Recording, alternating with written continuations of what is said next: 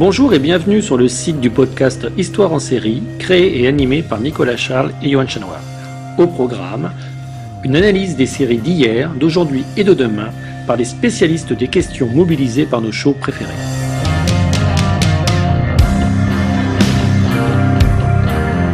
Histoire en série, c'est le podcast qui met en relation histoire, sciences humaines et séries.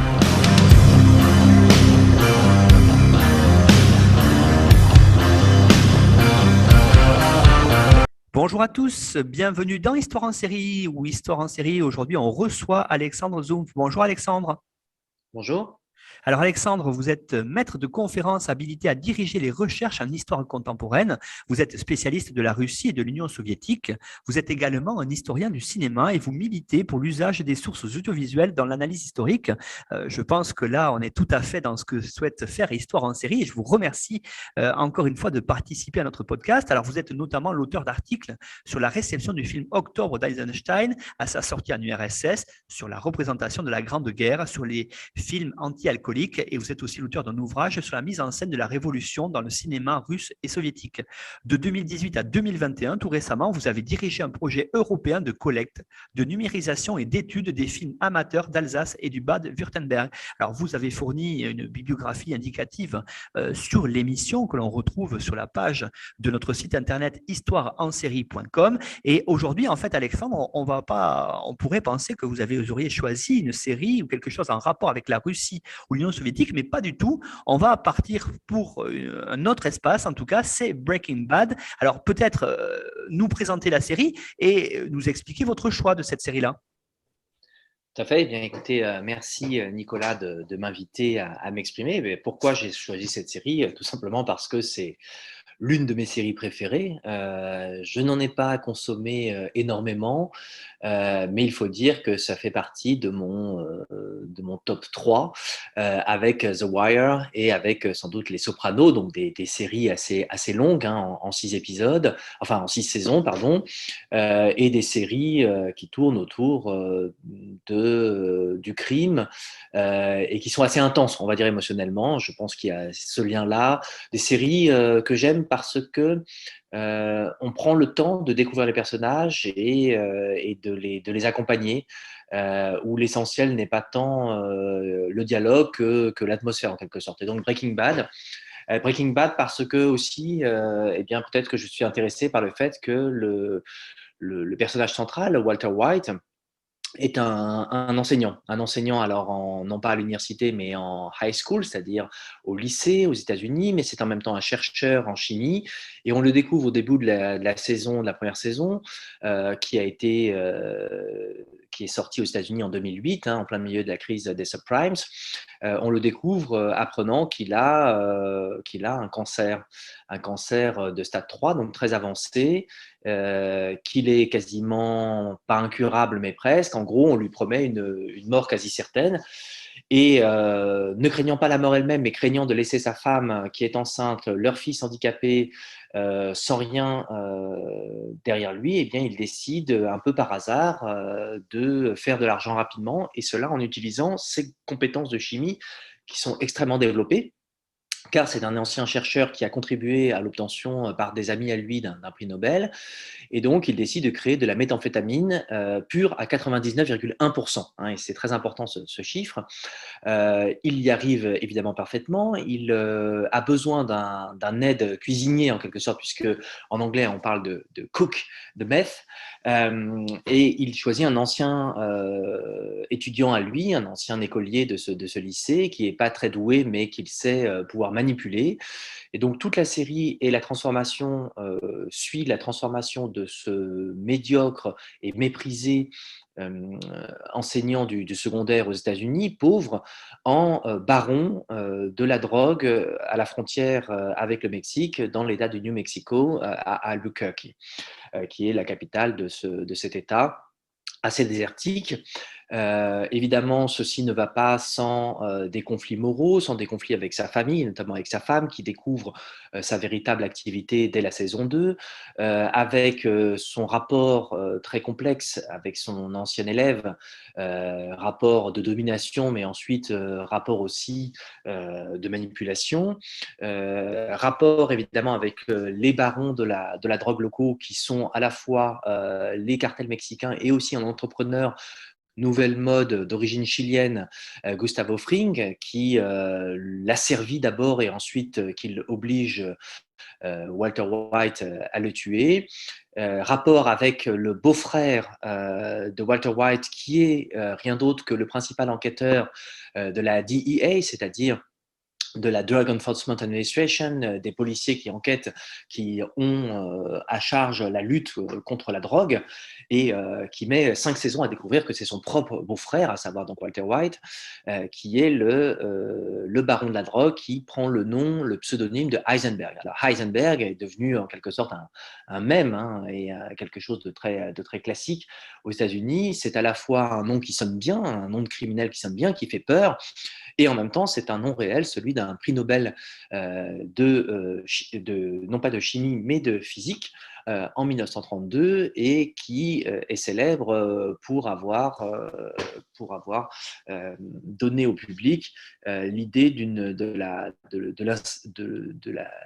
l'incertitude, hein, l'incertitude. Et donc, en prenant ce pseudonyme, Walter White, eh bien, prévient les spectateurs et prévient ses interlocuteurs dans la série que tout ce qui va se passer est imprévisible. En même temps, c'est très prévisible parce qu'on va le voir tout à l'heure, la série emprunte à beaucoup de genres, le soap opéra, le film policier évidemment, le film de gangster et bien entendu le western, puisqu'on se situe sur la frontière, hein, The Great Frontier. Bien, donc pour continuer le résumé, il faut dire que parmi les autres personnages principaux, on trouve les autres criminels de Albuquerque, que ce soit de petits criminels qu'il est obligé soit d'éliminer, soit d'associer à son entreprise, hein, parce que c'est une grande histoire d'un entrepreneur, pas comme un autre, mais quand même d'un entrepreneur donc, dans le Nouveau-Mexique du début des années 2000. Il y a un ancien policier qui est devenu l'homme de main principal de Gustavo Fring, qui s'appelle Mike Ehrmantraut. Donc là, quelqu'un qui est plutôt d'origine allemande, hein, lointainement. On a tout un panel aussi de différentes origines sociales et ethniques qui est très intéressant dans la série. Et puis, comme autre figure, on a le principal partenaire policier de Hank Schrader, donc le beau-frère de Walter White, qui s'appelle Mike Gomez, et qui donc est une figure positive du Mexicain, du Latino. Et puis on a bien sûr l'avocat véreux, à la fois de Gustavo Fring et puis ensuite de Walter White, Saul Goodman, qui n'est qu'un pseudonyme, hein, l'homme bon, c'est très drôle, et qui a donné un spin-off, c'est-à-dire une série qui est en même temps un prequel, c'est-à-dire une série dérivée qui est en même temps une série avant la série Breaking Bad, et qui est actuellement en passe déterminée. On attend tous la dernière saison, la saison 6, là encore, de Better Call Saul. Alors, la cinquième saison de Breaking Bad, eh bien, se termine par la fin de cette épopée, l'effondrement à la fois de l'empire et du rêve de Walter White, qui initialement donc voulait juste accumuler suffisamment d'argent, 737 000 dollars, pour subvenir aux besoins de ses 2 enfants et de sa femme, jusqu'à la majorité de ses 2 enfants. Donc, fin de son empire. Perte définitive de la confiance de son ancien élève Jesse, perte de l'amour de sa femme, perte de sa famille, et perte en plus de tout l'argent qui lui est volé par des suprémacistes nazis qui prolifèrent dans le coin, et enfin perte de la vie dans un épisode final qui eh bien, a été suivi par plus de 10 millions de personnes lors de sa première diffusion aux États-Unis, donc en 2012-2013. Alexandre Zoom, première question peut-être importante ici, c'est, vous l'avez dit, on est aux États-Unis, on est sur une très grande série américaine et dans le cinéma américain, mais aussi dans les séries, on a une notion qui revient régulièrement. Vous l'avez dit, hein, c'est la notion de frontière et qui fait que, à travers le cadre de cette série, le cadre géographique, hein, on parle de l'État du Nouveau-Mexique, vous l'avez dit, il y a quand même l'idée qui est derrière nos têtes, cette idée à travers l'histoire aussi que finalement Breaking Bad, Alexandre, est-ce que c'est un western? Qu'est-ce qu'on peut dire là-dessus? Parce que c'est quand même quelque chose de majeur, à travers notamment la violence qui est omniprésente dans la série. Mhm. Oui, alors évidemment, le fait que la série se situe dans une partie désertique du sud-ouest américain, tout près de la frontière du Mexique, plaide pour cette interprétation.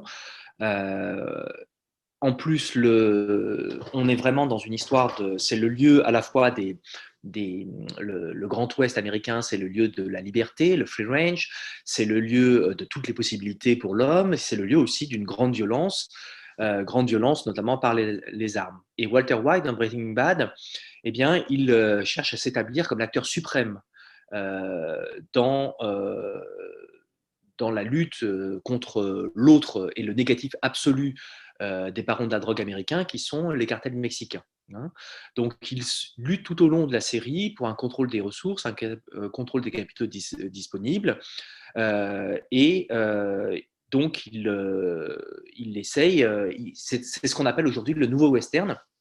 Le nouveau western, c'est-à-dire la redéfinition du western, non pas au prisme de la conquête de l'Ouest sur les Indiens américains, les Amérindiens, et puis ensuite sur les Mexicains, mais la lutte des hommes blancs américains pour maintenir en quelque sorte leur suprématie sur ce sud-ouest et tout cet ouest américain qui est de plus en plus latino-américain du fait de l'immigration légale et illégale. Hein.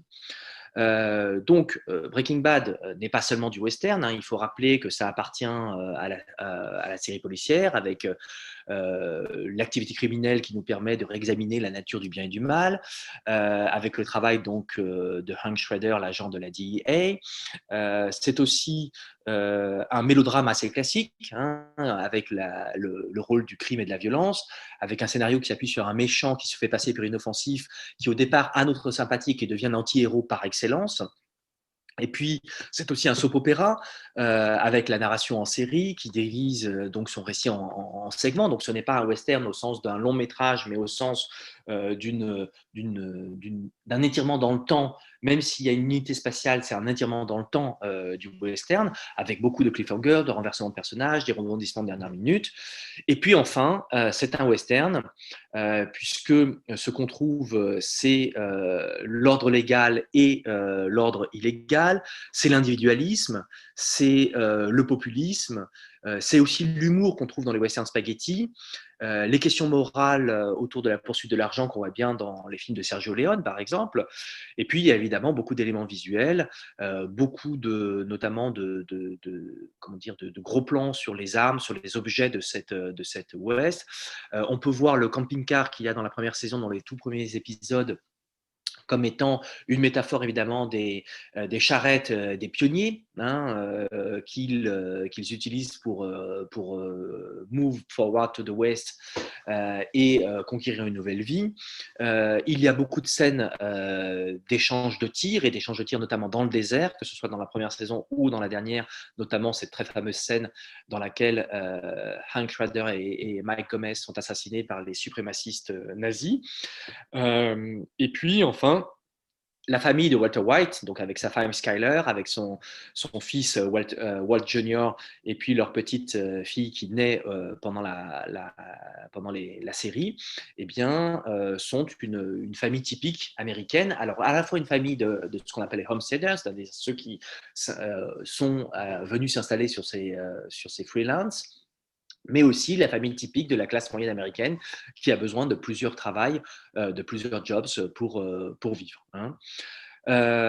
Donc, par rapport au western, plus profondément, on peut dire que la série, l'un des thèmes principaux de la série, c'est le rapport entre les Blancs et les autres races. Là, je parle évidemment non pas du point de vue américain, hein, qui a une approche différente de l'approche française à ce sujet-là. Donc, ce n'est pas la race, c'est la race au niveau culturel, évidemment, pas au niveau biologique, mais aussi le rapport entre l'homme blanc de 50 ans, donc le fameux blanc dominant, et ce qu'il fait aux femmes. Et de ce point de vue-là, à la fois la manière dont il traite sa propre femme Skyler et les petites amies de Jesse Pinkman, son élève, sont assez emblématiques, hein, de cette violence faite à l'environnement, aux peuples natifs, aux peuples locaux et aux femmes. L'idée de base du western et qui est remise en cause par le nouveau western, c'est que la version mythique de la conquête de l'Ouest, c'est l'homme qui s'est installé dans une région sauvage, totalement ouverte aux possibilités limitées pour l'individu, pour un individu qui est fort, ambitieux, autonome, et qui va partir de rien et monter au sommet. Donc ça, typiquement, toutes les saisons de la série reprennent ce schéma, mais tout en, et c'est là où on est dans le néo-western, ou dans le western tel qu'on peut le voir dans les années 70 déjà, on remet en question cette vision idyllique, irénique de la conquête de l'Ouest, en prêtant attention aux minorités et en complexifiant le visage de ces minorités. Donc, ce qui est très intéressant quand on regarde les études faites sur Breaking Bad, c'est que la violence est très inégalement répartie. On a pu recenser que 89 personnages sont tués tout au long de la série, en 5 épisodes, et que les Blancs ont tué 58, dont 24 sont des personnes de couleur, hein. En comparaison, seulement les personnes de couleur en tuent 41 et seulement 6 sont des blancs. C'est-à-dire que non seulement les blancs sont plus violents que les personnes de couleur, mais les personnes de couleur se tuent entre elles, alors que c'est aux blancs, ce sont les blancs qui ont l'apanage de la violence sur les personnes de couleur. Alors, tout ceci a une importance puisque dans certaines parties du pays, les personnes d'origine mexicaine pouvaient être considérées comme blanches par rapport notamment aux Amérindiens et évidemment par rapport aux Noirs, alors que dans le Sud-Ouest, au contraire, les Latinos sont considérés comme une sorte de race intermédiaire entre dans le binôme classique américain des Blancs et des Noirs. On a dans cette zone le fait que les Mexicains n'ont pas les mêmes droits ou le même statut que les Blancs, mais ils ont un statut supérieur à celui des Noirs et la ségrégation n'est pas aussi strictement appliquée que celle qu'on peut voir dans le sud, dans l'autre sud qui est le sud-est américain, celui classique de la confrontation entre le ségrégationniste et puis ces populations esclavagisées. L'autre chose qui est importante, c'est qu'il y a une ligne sociale, de classe, hein, qui rejoint la ligne raciale.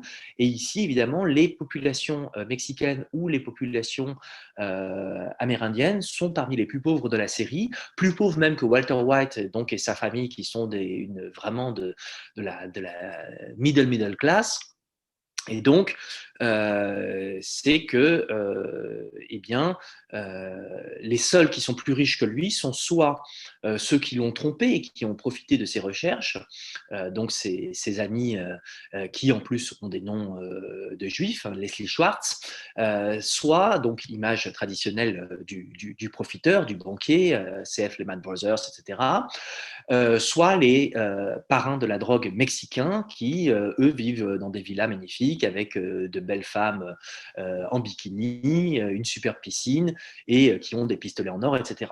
Donc, au milieu de ce conflit entre ethnies dans cet Ouest américain, il y a aussi le conflit autour de la production de richesse, autour de la maîtrise du commerce et autour de la maîtrise donc de la richesse elle-même et du statut social. Et le grand problème de Walter White dans ce cadre-là, c'est que d'un côté, il réussit à s'imposer, mais jamais, jusqu'à la saison 4, il ne peut montrer qu'il est riche et qu'il a atteint ce statut d'homme riche. Et dans la saison 5, en plus, sa femme refuse tout l'argent qu'il a accumulé, les 80 millions de dollars qu'il a fini par accumuler, et il lui dit, mais tu ne peux pas faire ça, parce que du coup, tout ce que j'ai fait ne sert à rien. Tout ce que j'ai fait ne sert à rien. Cet empire, en fait, est privé de sens. Et son fils, son propre fils, qui découvre qu'il est obligé d'avouer la vérité, rejette aussi tout l'argent que Walter White a misé sur lui pour qu'il puisse à la fois avoir des soins appropriés à son handicap psychomoteur et en même temps pouvoir faire des études les plus brillantes possibles. Breaking Bad est un néo-western en ce sens qu'il introduit les problématiques de la société américaine dans la crise, dans la nouvelle Grande Dépression qui a été la crise des subprimes, dans le cadre à la fois récent depuis les années d'après la Seconde Guerre mondiale de l'irruption d'une ethnicité de plus en plus forte latino-américaine dans ce sud-ouest américain, et en même temps dans la longue histoire de la conquête de l'Ouest par les Blancs de toutes les ethnies européennes, qu'elles soient anglo-saxonnes comme Walter White ou qu'elles soient d'origine allemande comme Mike Ehrmantraut. Alexandre Zoom, vous avez évoqué tout à l'heure en parlant cette idée de gâchis environnemental. Là aussi, on sent quand même poindre, surtout dans ce pays-là où pendant très longtemps, on a roulé dans de très grosses voitures, dépensé beaucoup de pétrole. On voit bien dans cette série que finalement, ce gâchis, quelque part, il est dénoncé, surtout dans cette zone frontalière finalement où la nature, elle est déjà assez hostile. Oui, tout à fait. Donc, l'un des sous-thèmes de ce western, c'est une interrogation sur le rapport entre les hommes et leur environnement. Donc, Albuquerque, c'est une cité de 500 000 habitants, la plus grosse du Nouveau-Mexique. Son agglomération fait à peu près 1 million d'habitants. Et toutes ces cités vivent sous un soleil très intense, avec de la climatisation, avec un étalement urbain extraordinaire, donc l'usage massif d'électricité, de pétrole, de plastique, qui permet la vie, mais qui en même temps la permet dans un endroit qui n'est pas prévu pour ça. Et les très belles images de désert font à la fois partie de l'esthétique post-western ou néo-western de Breaking Bad, et en même temps suggèrent constamment, par le contraste entre la vie urbaine et cette vie désertique immobile, la vie urbaine frénétique, cette vie désertique immobile, eh bien l'incohérence de l'installation humaine à cet endroit-là précisément. L'autre aspect, c'est que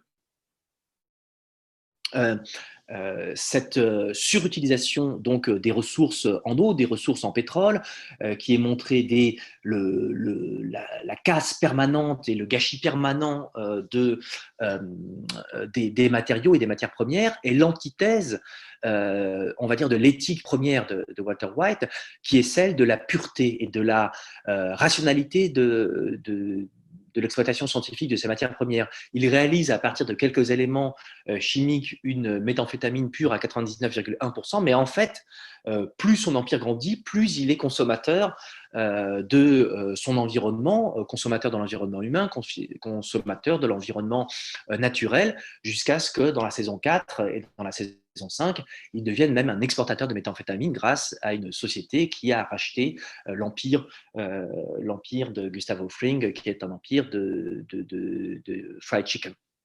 Bien. La métaphore, je pense, de cette utilisation, enfin, ça a été détaillé par un certain nombre d'analystes de la série, c'est qu'à la fin, donc dans la dernière saison, Walter White est obligé d'enterrer ses 80 millions de dollars dans des fûts hermétiques en plein milieu du désert. Et évidemment, pour quiconque connaît l'histoire particulière du Nouveau-Mexique, qui a été un lieu d'expérimentation notamment radioactive et de l'industrie chimique, eh bien, on sait que dans le désert, ici et là, à des endroits parfois connus, parfois évidemment tenus secrets par le secret d'État, ont été enterrés tout un tas de déchets radioactifs et de déchets chimiques. Et cette métaphore de la pollution chimique et de la pollution radioactive, on la trouve tout au long des 5 séries. Hein. Donc c'est l'idée aussi que non seulement la chimie empoisonne la nature américaine, et que la colonisation blanche empoisonne le milieu naturel, et donc empoisonne aussi métaphoriquement, parce que les usagers principaux de la drogue sont évidemment ces populations locales, donc les Mexicains et les Amérindiens, mais aussi que finalement les Américains blancs ont apporté avec eux un poison encore bien plus supérieur, le poison qui finit par miner Walter White bien plus sûrement que son cancer dont il se remet finalement, c'est le poison, c'est l'argent. Hein. Le poison, c'est le capitalisme. Voilà. Alexandre, il y a, vous l'avez dit, hein, quelque chose d'intéressant dans cette série aussi, c'est le rapport peut-être des sociétés occidentales, en tout cas des Américains au moins, où on le voit à travers la science, à travers le personnage principal de Walter, hein, vous l'avez dit, hein, qui profite de son don quelque part pour la chimie, pour préparer cette drogue, vous l'avez dit, quasiment pure à 100%, 99,1, le chiffre est important, parce que là aussi, on peut introduire, Alexandre, le rapport qu'il y a notamment à la rationalité qui est quelque chose de majeur dans la série. Oui, alors dans Breaking Bad, Walter White est présenté comme un professeur de lycée qui doit avoir comme second job le fait de laver des voitures et parfois laver les voitures de ses propres élèves, ce qui est assez humiliant. Il est tellement qualifié que normalement il aurait dû être un chercheur scientifique. Il a d'ailleurs un master en chimie de Caltech, il a travaillé dans des prestigieux laboratoires Sandia qui existent, il a mené des recherches sur la cristallographie au rayon X. Mais ce sont d'autres personnes qui sont devenues célèbres et riches, et il a dû finalement accepter ce poste d'enseignant pour subvenir aux besoins de sa famille. Alors, ce professeur de chimie, apparemment ordinaire, devient un monstre humain au fil de la série. Il est soutien de famille, il cherche donc le moyen le plus rapide d'obtenir le plus d'argent, puisqu'il pense qu'il n'en a plus que pour 6 mois de vie. Et le moyen le plus rapide, c'est d'utiliser justement cette science qu'il maîtrise particulièrement. Et donc, il rejette son étiquette en quelque sorte de cancerman, hein, de gars voué, destiné à mourir à brève échéance, pour mieux endosser celui qu'il aurait toujours dû être, celui de chercheur de pointe. De chercheur de pointe, mais ce qui est intéressant, c'est que là aussi, il prend sa revanche sur son histoire personnelle et sur l'histoire de la recherche américaine en ne se contentant pas d'une recherche, on va dire, fondamentale, mais au contraire, une recherche appliquée qui le mène à produire un produit qui d'emblée conquiert le marché à Albuquerque, ensuite dans tout le New Mexico, et enfin dans le monde entier jusqu'en Europe. Euh, du point de vue donc de la science, White est un scientifique typique qui étudie empiriquement chaque problème. Et ça, c'est l'un des gimmicks de la série.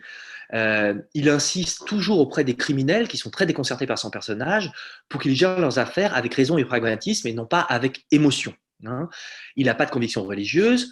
Sa seule conviction, c'est gagner de l'argent et acquérir du respect. Mais en même temps, il est confronté à une série de décisions qui, quoique prises rationnellement, enveniment à chaque fois plus sa décision. Hein. Et donc, on a à la fois la présentation de la rationalité scientifique comme étant l'un des moteurs principaux de l'action et en même temps celui qui emmène Walter White vers la criminalité la plus endurcie et qui le fait devenir un anti-héros parfaitement haïssable dans la saison 5. Et évidemment, ce qu'il y a là, c'est la critique. D'une part, si on fait le lien avec la question de l'exploitation des ressources environnementales, avec l'idée de progrès infini qui serait en quelque sorte gratuit et qui ferait de l'homme un démiurge, maître des ressources naturelles et seul maître et seul décideur de leur utilisation et de l'ampleur de leur utilisation. Et de l'autre côté, évidemment, tous les débordements de la science, que ce soit les débordements de la science atomique, mais aussi les expérimentations scientifiques. Et on pense bien entendu aux expérimentations nazies. Alors, il se trouve que Heisenberg était un scientifique allemand et qu'il a vécu, évidemment, il a eu son prix Nobel en 1932, il a vécu sous le régime nazi. Hein. Alors, l'autre lien entre la science et la série, c'est une science qui à la fois montre beaucoup de choses et qui en même temps ne se veut pas, hein, ça les créateurs de la série ont bien insisté, ne se veut pas être une sorte de manuel de comment véritablement réaliser de la méthamphétamine. Donc il faut à la fois donner des gages de scientificité. Et il y a eu une scientifique, une chimiste américaine qui s'est proposée comme scientific advisor, comme consultante scientifique, pour éviter qu'il y ait des erreurs trop manifestes.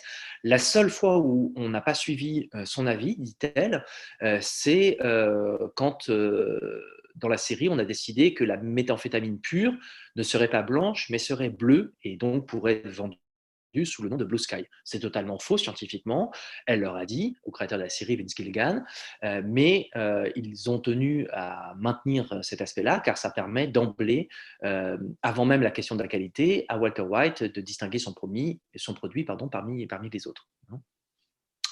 Mais le plus intéressant dans la question scientifique, c'est le rapport entre le personnage de Walter White et le personnage d'autres grands scientifiques ou d'autres grands expérimentateurs. Et de ce point de vue-là, on peut bien sûr, du point de vue moral, le comparer à Faust, hein, mais du point de vue de scientifique, on peut le comparer à deux scientifiques très célèbres de la littérature et du cinéma, qui sont Victor Frankenstein et le Dr Jekyll. Donc, le Victor Frankenstein crée un homme qui est physiquement et spatialement séparé de lui-même, alors que Walter White crée un homme qui est son double et qui est en même temps son double, qui le conduit à une forme de schizophrénie, qui est Heisenberg. Hein. Ce qui est le pont entre Frankenstein, donc le scientifique, et non pas le nom de la créature comme on le pense souvent, et Walter White, c'est que chacun a créé une créature qui ne peut pas entièrement croteler. Et Walter White a de plus en plus de mal en fait à contrôler Heisenberg et à cumuler en lui les deux personnages. Et de ce point de vue-là, évidemment, ça nous mène à la comparaison avec Jekyll et Hyde. Comme Walter White, le docteur Henry Jekyll est un scientifique de 50 ans qui invente un personnage, qui invente un alter ego pour permettre quoi à ses véritables désirs, à ses besoins refoulés de se réaliser. Walter White, d'une certaine manière, crée de la méthamphétamine au départ pour subvenir aux besoins de sa famille après sa mort, mais si on regarde la série avec le recul des 5 saisons, on se rend compte qu'en fait, Walter White crée de la méthamphétamine afin de créer Heisenberg, car Heisenberg, en quelque sorte comme Hyde, est la personne redoutable et puissante qui est au fond de Walter White. Et on le voit notamment par le fait que Walter White prend très très vite la décision, comme s'il n'attendait qu'une occasion de prendre la décision de se transformer en un autre lui-même. Hyde se cache à la vue de tous, comme Heisenberg, et il finit par prendre le contrôle de Jekyll qui ne devient plus une simple couverture, et une couverture qui sert évidemment à Walter White, puisqu'il faut plus d'un an dans le temps réel de la série, qui s'étend sur 2 ans, il faut plus d'un an à son beau-frère pour comprendre que le Heisenberg qu'il recherche partout et dont tout le monde pense qu'il est un personnage mythique, qui n'existe pas, en fait existe bien, et que non seulement existe bien, mais c'est son propre beau-frère qui le nargue depuis un an sous son propre nez. Voilà ce qu'on peut dire sur l'aspect scientifique. Donc la rationalité est en fait plus la rationalité de la série et de la logique de l'intrigue que celle de la rationalité des décisions, et in fine, la série montre bien que sans morale, la science n'est rien. Il faut une morale, il faut avant tout une éthique scientifique, et certes, Walter White est l'incarnation de la rationalité scientifique, mais il est aussi l'incarnation de l'absence d'éthique de certains scientifiques dans l'expérimentation. Alexandre Zumpf, je voulais aussi voir avec vous en quoi Breaking Bad était quelque part peut-être aussi une incarnation du rêve américain, ou en tout cas un témoignage, peut-être c'est mieux de dire dans ce sens-là, de ce rêve américain, parce que peut-être en priorité, on voit bien dans cette série-là que la priorité de Walter, c'est de mettre à l'abri sa famille, et donc on est quelque part sur une notion comme l'idée que la famille est l'horizon principal pour les Américains, avec bien sûr ce fort individualisme de la société américaine, et vous l'avez dit par là même, ce masculinisme, si on peut dire, très important, où le rôle du père de famille est majeur dans la gestion de la vie de la communauté familiale. Ça, c'est très important, et on le voit, je pense, très bien dans Breaking Bad. Oui, tout à fait. Donc, le nombre de leçons données par Walter White à ses employés ou à ses adversaires d'économie, montrant qu'à chaque fois c'est très simple, eh bien, c'est une leçon d'économie qui est à la fois de microéconomie, de macroéconomie, et puis aussi de management, un management extrêmement dur si on en juge par le traitement infligé pendant 5 saisons à Jesse Pinkman, donc ce pauvre lycéen qui n'avait pas demandé, qui était un tout petit criminel, et un drug addict qui n'avait pas demandé de subir cette leçon de vie aussi dure. Donc c'est un discours vraiment très radical sur le capitalisme américain.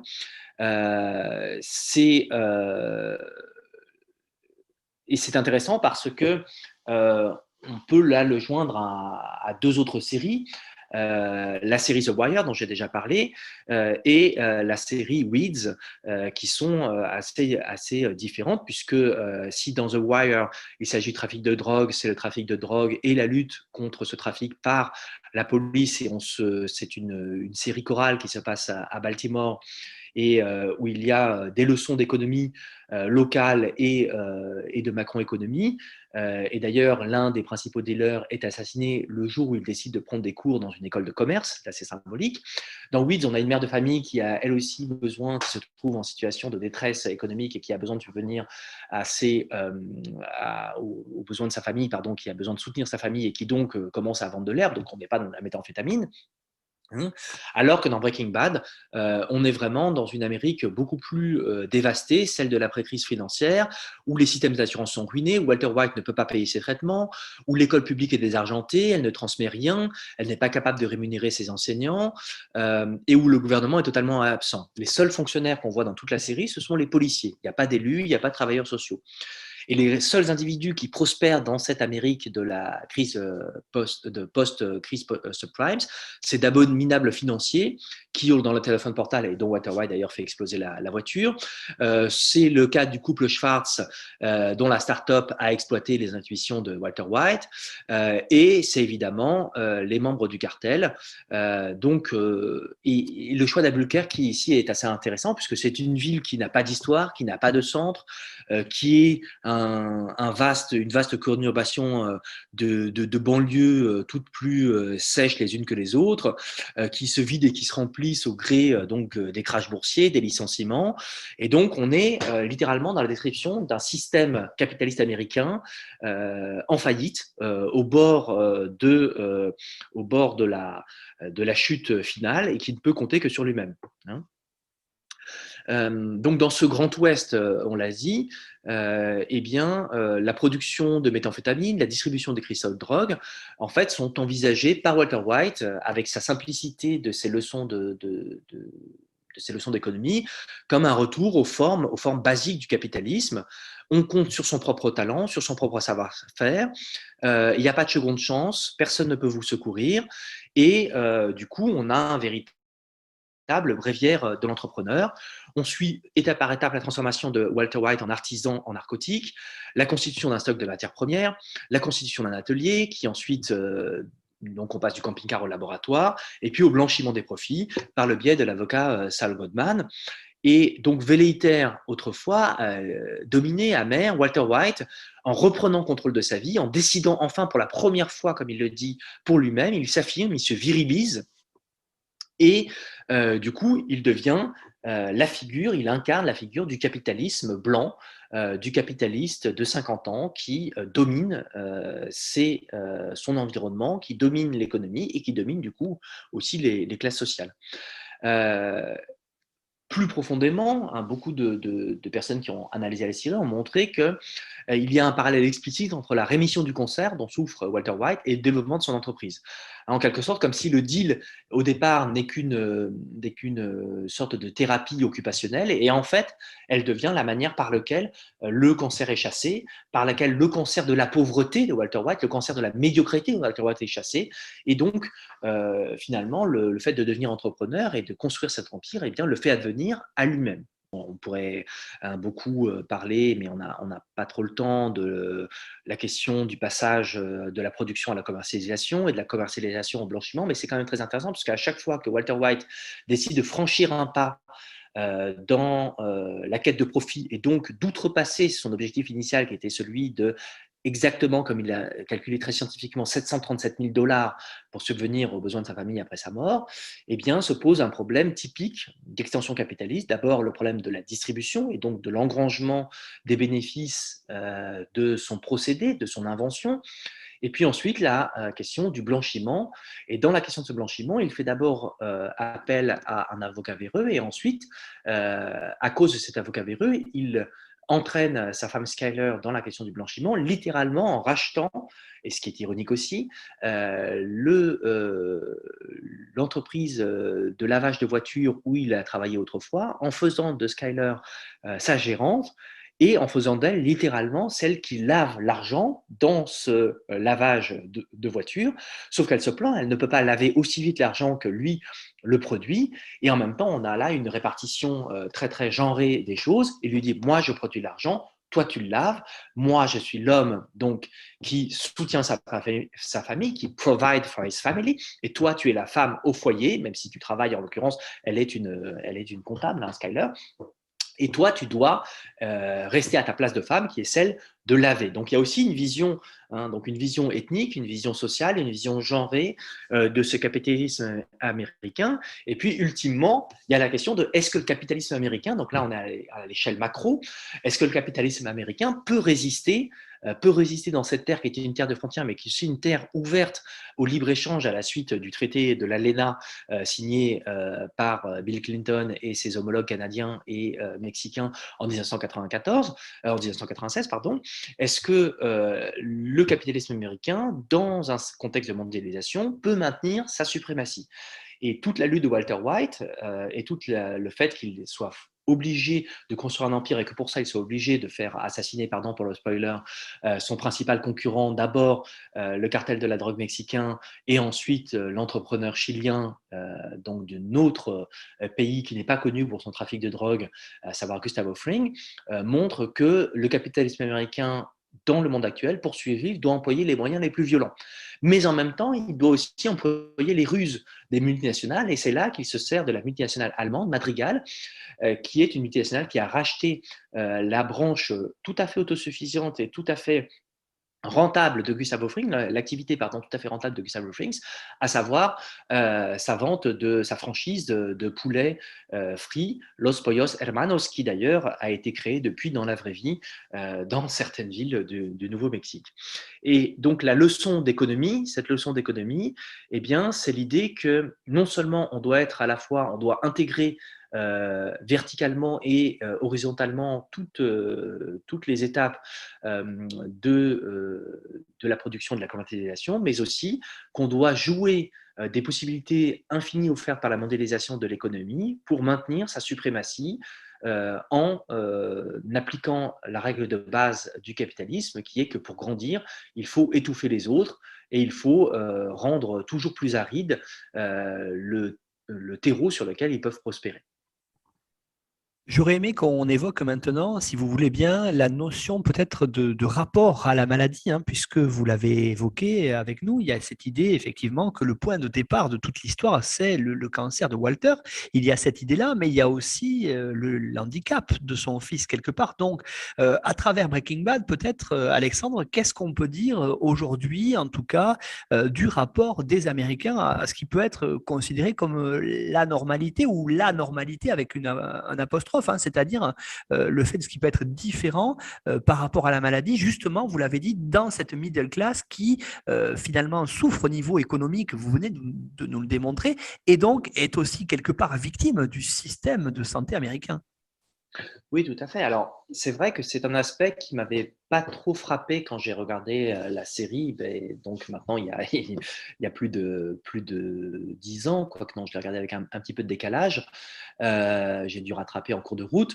Mais il se trouve que dernièrement, j'ai étudié les invalides de la Première Guerre mondiale en Russie et que donc je suis devenu ces dernières années un des spécialistes français, il y en a pas beaucoup, de ce qui est désormais une discipline relativement établie aux États-Unis qui s'appelle les Disability Studies.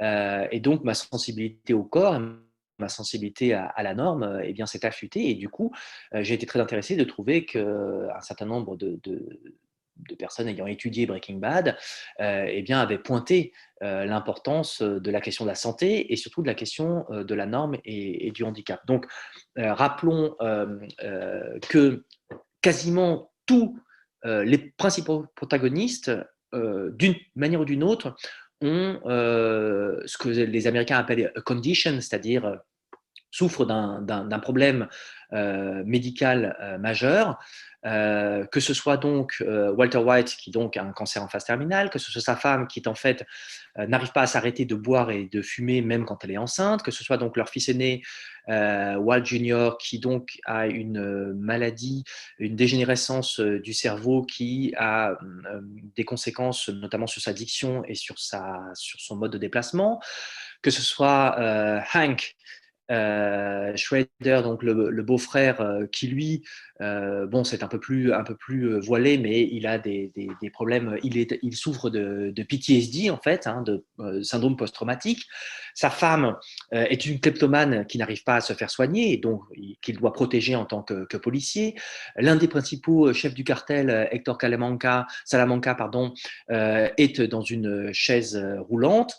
Et puis, ne parlons pas du drug addict Jesse Pinkman et de tout le portrait de ces personnages plus ou moins psychopathes ou sociopathes qu'on croise forcément dans ce monde du crime. Donc, les personnages principaux ne peuvent pas se soigner, ne désirent pas se soigner. Walter White, au départ, refuse les soins parce qu'il n'a pas de quoi y remédier. Et aussi, il le dit parce qu'il veut enfin décider pour lui-même. Et il y a cette vision du système de santé américain comme étant un système relativement carcéral, un système où une fois que vous avez mis le pied dedans, eh bien, on va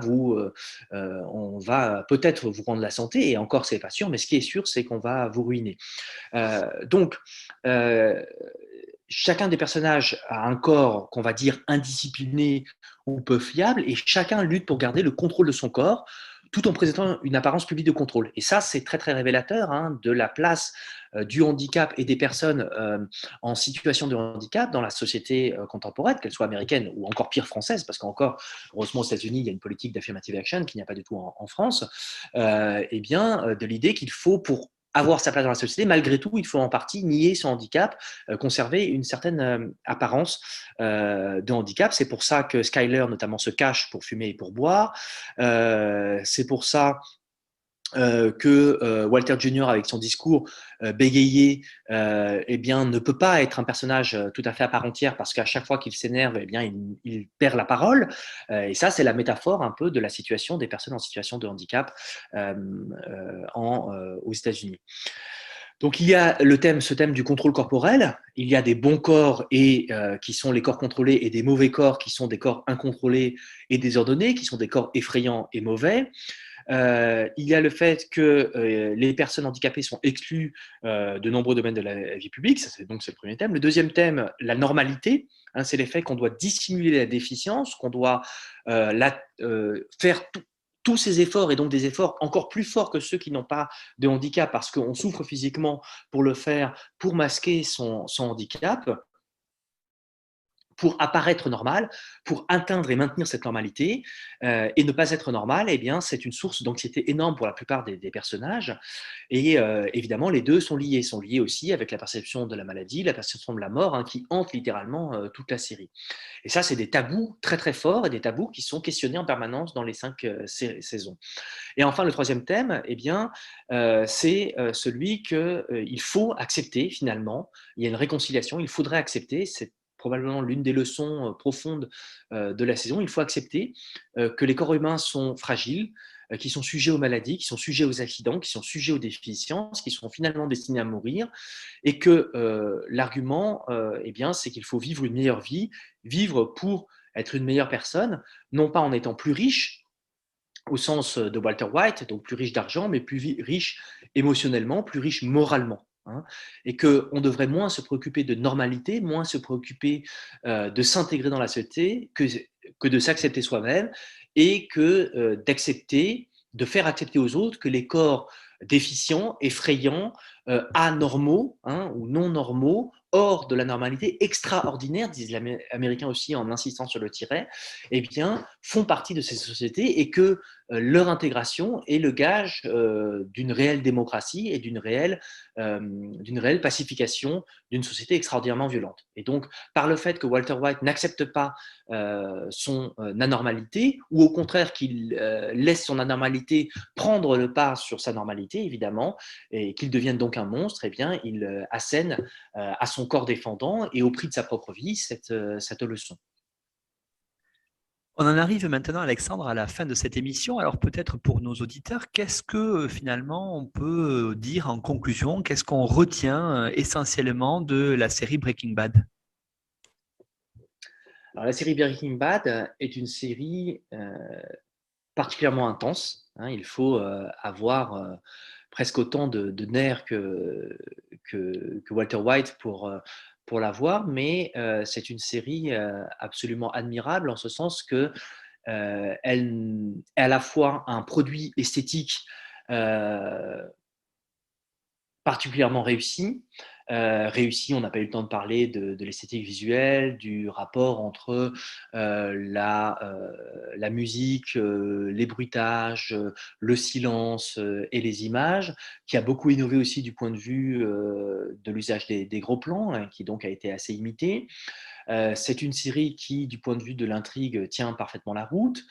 C'est une série qui a aussi beaucoup d'humour. Peut-être ça, je n'ai pas assez insisté. Beaucoup d'humour sur justement la subversion des genres, le genre du western, le genre de la série policière, le genre aussi qui se moque pas mal de tout ce qui est la science à la télévision avec la médecine, que ce soit Urgence ou que ce soit bien entendu les experts qui sont parodiés de maintes façons. Et c'est une série aussi assez profonde, une série véritablement politique. Et moi, c'est pour ça que je voulais la présenter. Une série politique qui est une vision autant que The Wire, et c'est sans doute que Les Sopranos, donc sur écoute en français, The Wire. C'est une série politique parce que c'est une critique à la fois des aspects illusoires de l'American Way of Life, une critique du capitalisme américain et une critique de la société raciale américaine. Et on peut dire d'une certaine manière que Breaking Bad, en regardant bien Breaking Bad, eh bien, on pouvait voir l'ascension future de Donald Trump, même s'il n'y avait pas la question de la télé-réalité qui a lancé littéralement le personnage, mais en tout cas de la personne de capitaliste amoral et de vérité alternative est contenue aussi dans Breaking Bad et dans sa vision de l'Amérique après la crise des subprimes. Merci beaucoup Alexandre Zumpf. Alors pour celles et ceux qui voudraient aller plus loin, comme tous les intervenants et intervenantes, vous avez fourni une bibliographie indicative qui permettra peut-être d'approfondir un certain nombre de thématiques, bibliographies qu'on a intégrées sur notre site internet histoireensérie.com à la page de l'émission. Et puis vous pouvez suivre notre actualité sur Twitter ou Facebook via le groupe Histoire en série. Vous avez, comme toujours, vous pouvez retrouver le résumé de l'émission ainsi que les liens pour aller l'écouter sur notre partenaire nonfiction.fr où il y a le résumé de toutes les émissions depuis le début. Vraiment, merci Alexandre pour cette évocation de l'Amérique, de cette Amérique, on va dire peut-être profonde, rurale, vous l'avez dit, du sud-ouest, cette Amérique du Nouveau-Mexique, telle qu'elle apparaît dans Breaking Bad, avec ces thématiques vraiment essentielles qu'on a pu voir ensemble durant toute cette émission. Et puis peut-être à bientôt pour évoquer une nouvelle série. Eh bien oui, merci, je l'espère bien.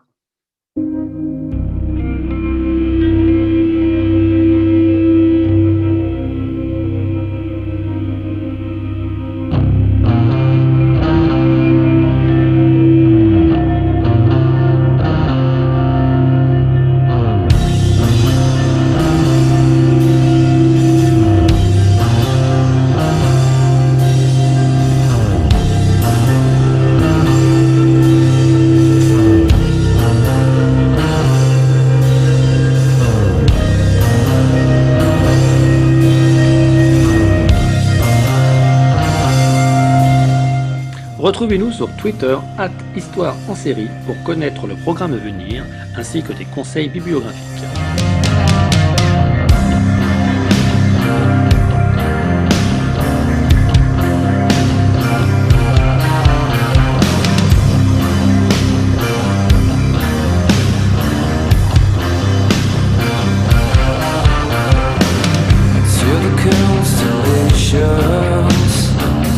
Travel majestically, such a beautiful planet, but the are you